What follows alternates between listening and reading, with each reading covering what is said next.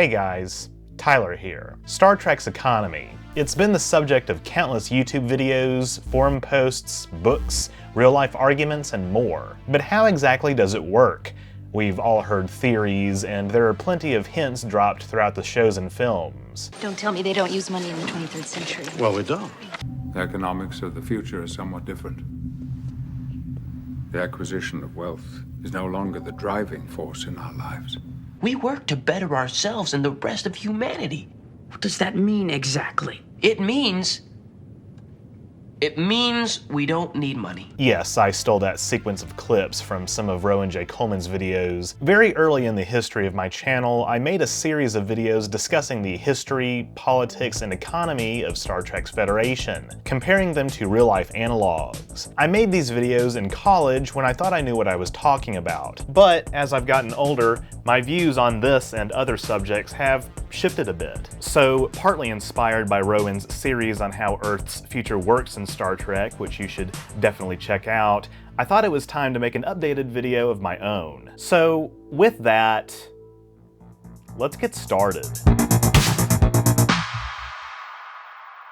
Before we go any further, I'd like to take a moment to tell you about today's sponsor, the YouTube channel of my good friend KinzieK. If you're looking for some wholesome, family-friendly Christian entertainment, well, you're not going to find it here. But if you're looking for a bit of sass, they've got you covered. KinzieK specializes in gameplay commentary and comedy with a focus on Gundam, Souls-likes, gacha, and more. With a deep library of off-the-wall hilarious videos, you'll have hours of entertainment to keep you occupied while you're doing unmentionable activities. Not only does Kinsey cover popular titles like Forspoken, Street Fighter, and Halo, plus more esoteric titles like Wuthering Waves and Jujutsu Kaisen, the game, not the anime, but they also stream every Wednesday at 6 p.m. Central Time. You can watch them beat every Souls game on stream, and also beat iconic sci-fi titles like Star Trek Voyager Elite Force. So if you're into cute-ass gaming content with a little vulgarity, KinzieK may just be the funniest channel you've ever subscribed to. You have subscribed already, right? Because if not, do it now! Do it now!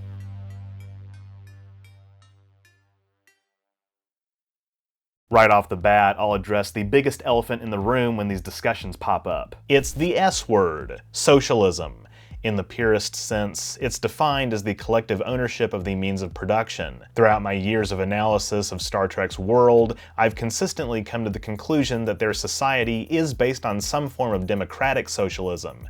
And to be fair, many fans have frequently come to the same conclusion as well. Star Trek's future is often jokingly referred to as fully automated luxury gay space communism, but that's really just a meme. I do think it's fair to pose the question, just how socialist is it really? One of the most undeniable facts about Earth's economy in Star Trek, in my mind, is that it is definitely post-capitalist. This is not conjecture, it's a very straightforward interpretation of dialogue peppered throughout the franchise. In Voyager, Tom Paris says that around the 22nd century, money went the way of the dinosaur, and was replaced with the New World economy. Real quick, I do want to interject here that Paris does say late 22nd century, meaning in Enterprise, Earth may still practice some form of regulated capitalism like social democracy. Earth could have eliminated poverty via some mechanism like universal basic income before the planet fully transitions away from capitalism. But either way, Paris's statement does still apply to TOS onward. In contrast to socialism, capitalism is characterized by the private ownership of the means of production and the pursuit of profit. Now, many people have suggested that there is private ownership on Earth in Star Trek. Just look at Joseph Sisko's restaurant. But this is a misconception. There is a difference between private property, which is defined as property ownership by non-government legal entities like property developers, and personal property, which is exactly what it sounds like. Sisko's restaurant is his family's personal property, just as Chateau Picard is the Picard family's personal property. Both of these institutions may or may not also be designated by the state as cultural heritage sites, but what's clear is that Joseph Sisko isn't a boss with wage employees in the traditional sense, because once again, there is no money. Now, I've discussed on this channel my thoughts on the whole no money situation in Star Trek and how the writers have tried to have it both ways across the franchise. There are references to pay in the original series, although these can retroactively be regarded as colloquial in nature, since the events of the voyage home serve as early indication Earth has moved past currency. Does it mean exact change? Before joining the Federation, the Ferengi regarded its economy with disdain, marking a clear distinction between their own hyper-capitalist system and the Federation's more humanistic approach. One way the writers have gotten around a lack of money in Star Trek is with the Federation credit. On-screen, credits have been used almost exclusively when dealing with external actors, such as when Uhura buys a Tribble in The Trouble with Tribbles. And the Federation most likely uses credits as a medium of exchange with other cultures that still practice traditional currency-based economics. Benjamin Sisko makes a reference to running out of transporter credits when he was attending Starfleet Academy, but this is most likely different from credit in the fiscal sense, more like an energy allotment, similar to the meal plans at modern colleges and universities. And as Rowan discussed in his series, Earth's society probably operates on some form of social credit, where reputation earns you more favors, like the mutual aid my fellow Gen Zers and I love to talk about. Rowan cites this social credit as the reason Starfleet officers seem to have luxurious oceanfront apartments and the like in a world where the real estate market isn't a thing anymore in the way we conceive of it today. In any event, it's pretty clear that when it comes to day-to-day transactions, most citizens on Earth don't need to use money even before the invention of the replicator. They don't need to pay for meals, they don't need to purchase housing, etc. In capitalism, everything revolves around money. That's just a basic observation of reality. So yeah, Earth in Star Trek is post-capitalist, but we've still only scratched the surface. If there's no private property, then how's the distribution of resources handled? Well, I just mentioned the replicator, and in fact, I have a whole video about how it supposedly works and how it's transformed human society in Star Trek. The exact rules around it are not totally clear, and indeed many have discussed some of the holes in the logic behind replicators. But to put it simply, the replicator is the very crux of how Earth's quasi-post-scarcity economy in the 24th century is able to even remotely function. Just like in the rustic post-apocalyptic future of the John Titor urban legend, there seemingly is no centralized infrastructure mass-producing excessive amounts of surplus goods,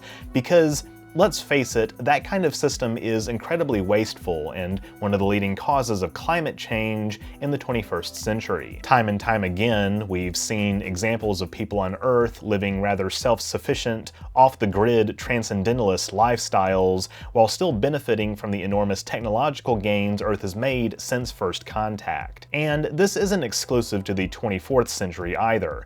James Kirk and Christopher Pike have rather isolated homesteads in the rural American West. But before the replicator became widespread, how could this off-the-grid lifestyle be sustained? We know starships in the 23rd century have food synthesizers and advanced 3D printers that serve as the technological predecessors of the smaller portable replicators seen in the TNG era shows. But we are told replicators do exist at industrial sites, so there clearly is still some industry producing necessary goods. Before the replicator, delivery even to remote locations is probably very routine and streamlined, since we know transportation, even across continents, doesn't take very long at all. And even though there's probably been a mass migration inland worldwide due to the effects of World War III and climate change, many people will continue to live in cities anyway, which are going to be closer to industry, commerce, and international shipping facilities in the first place. As far as the specifics of industry, moving forward again into the TNG era, there's a reference in one episode to a nanite manufacturing plant in Senegal. So it's safe to assume, in my opinion, that plenty of people still work in this sector, probably with the assistance of artificial intelligence systems. Many components in starships and presumably consumer devices are built by corporations with names like Yoyodyne Propulsion Systems, a reference to the novels of Thomas Pynchon. But in any century without a traditional market structure, how does does such industry compete? It's likely that many corporations are state-owned or at least contract with the government to produce goods. The latter explanation is probably commonplace in construction, especially of starships, and the former explanation has been suggested by Roberto Orci as the reason why Budweiser and Nokia are still around in the 2009 Star Trek movie. It's difficult to say what's the case with entities like Cassidy Yates Shipping Company and DS9. We don't know what the payment structure of her employees is, but since she operates an interstellar shipping company, that kind of exists outside the realm of discussion about Earth in this video. It's also not wholly accurate to say that there are no longer markets on Earth, though by the 24th century they definitely seem to be more of an alien thing, like how the Lower Deckers have a Ferengi-made tabletop RPG game that's basically a Klingon version of Dungeons & Dragons. But given, again, there's no money on Earth in Star Trek, the New World economy definitely leans more in a socialistic direction than a capitalist one. Even before the invention of the replicator, I still think it's fair to say Earth practices a modified form of libertarian socialism. Or if you want to do away with the left-right paradigm, as I mentioned, it's approaching post-scarcity. But how do we get there? In First Contact, Deanna Troi describes how by 2113, war, poverty, hunger, and disease were eliminated on Earth, while supporters of capitalism levy that the system is capable of eliminating poverty. The preponderance of historical evidence demonstrates that, left alone, the invisible hand of the free market will produce externalities like income and wealth inequality that require government intervention to alleviate. Liberal democracies in the 20th and 21st centuries have achieved this through the creation of welfare states of varying size and generosity. But these countries are still capitalist. Basically, what I'm saying is, in order to facilitate the creation of Earth's utopian society, realistically, a state would be a prerequisite. This is not to say that I think Star Trek's future is inevitable if we keep voting endlessly for liberal politicians, as there are incentive structures and corrupting influences in place that often hinder and even reverse progress. But yes, in a future where poverty doesn't exist, I do think a state is a prerequisite. What kind of form does the transition take, though? Yet again, I'll have to invoke Marx here. He argued that a transition away from capitalism, including advances in automation, could allow for a significant reduction in the labor required to produce goods and allow for an increase in time for leisure, creative endeavors, and scientific research. In most developed countries, the number of average work hours per week has been steadily declining and may even fall below 20 this century. Marx conceptualized communism as involving the free distribution of goods, and it would be preceded by a socialist system based on collective ownership to enable progress towards that goal. Now, in its doctrinaire form, communism is moneyless and stateless, and socialism still involves the existence of money and a powerful state. So, is Earth's economy in Star Trek a perfect realization of Marxism? Well, no, but again, I don't think anyone, including myself, has ever tried to seriously argue that it is. The New World economy is not capitalist, and it's not fully communist. It's essentially post-scarcity, but that post-scarcity is facilitated in the 24th century by the replicator, and beforehand by a mix of collective and personal ownership. Given statements like Pelia's in Strange New Worlds distinctly characterizing Earth's economy as socialist, everything I just described at least fits with a loose definition of socialism. I also think it's important to point out that this whole time I've been talking, of course, about Earth's economy, not the Federation as a whole. We've seen glimpses of this, but there are certainly other member worlds of the Federation that are capitalist or, at the very least, have more traditional market-based models. Such worlds include Beta Z, Belarus, and most importantly, Ferenginar. Various colony worlds throughout Federation space probably have varying degrees of wealth, as we hear frequent references in the original series to food shortages and the like that the Enterprise must respond to. Additionally, in Discovery, when Admiral Vance is negotiating with Emerald Chain leader Osira, she reminds him that capitalism is still very much alive and well in the Federation, an attempt to call out Federation hypocrisy about the Emerald Chain's use of slavery. Oh, okay. Anyway, I think you get the idea. Earth's economy in Star Trek? Definitely post-capitalist. Is it socialist? Kind of. It's a new system. It's right in the name, New World Economy. And frankly, I don't care if it needs to be called socialist or not, because in Star Trek, Earth seems to be a very nice place to live. People still work because they want to, which is more realistic in a welfare state than some people might imagine. And they're working towards a collective humanist project that inspires countless individuals to enlist in Starfleet and defend the Federation's freedoms. Oh shit. I just described a military. That's a whole other topic on its own. You guys totally aren't a pseudo-navy at all. So, to summarize, here's a brief timeline of what Earth's economic transition might have looked like. In the early 22nd century, Earth politically unifies and leverages its power to eliminate disease, hunger, poverty, and war. By the end of the century, the planet has fully embraced a post-capitalist model that, at least by the mid-23rd century, is distinctly referred to as socialist. Private ownership in the legal sense would no longer be a thing, and we still see this borne out in the 24th century when the invention of the replicator fully solidifies this new post-scarcity paradigm. With that, thank you all so much for watching. If you enjoyed this video, be sure to leave a thumbs up down below and don't forget to share it. That stuff really helps me out. If you haven't subscribed yet, be sure to do that as well so you won't miss future uploads, and click the bell icon to receive all notifications. If you want to support my work even further, you can become a patron at patreon.com/OrangeRiver, link in the description, or become a YouTube member by clicking the join button on my channel page. I just want to give a quick shout out to all of my donors who allow me to bring on talent like editors to make more high quality content for you to enjoy. By becoming a patron or member, you also get access to awesome perks like behind the scenes photos and videos, patron and member only polls, name in the credits, merch discounts, and more. Or you can drop a one-time super thanks or PayPal donation. All are appreciated. Links to my PayPal as well as my social media and merch store are in the description too. Also, just as a reminder, I do have a second channel, OrangeRiver Plus, where I've uploaded the VODs of lots of my gaming streams with more on the way. And in addition to some other goofy one-offs and extra behind-the-scenes content, I've officially made it my second streaming platform. So be sure to subscribe so you don't miss any new content. That's all I have for this week. Live long and prosper. Erica! Oh my god! Erica, can you hear me? Dr. Azukaza?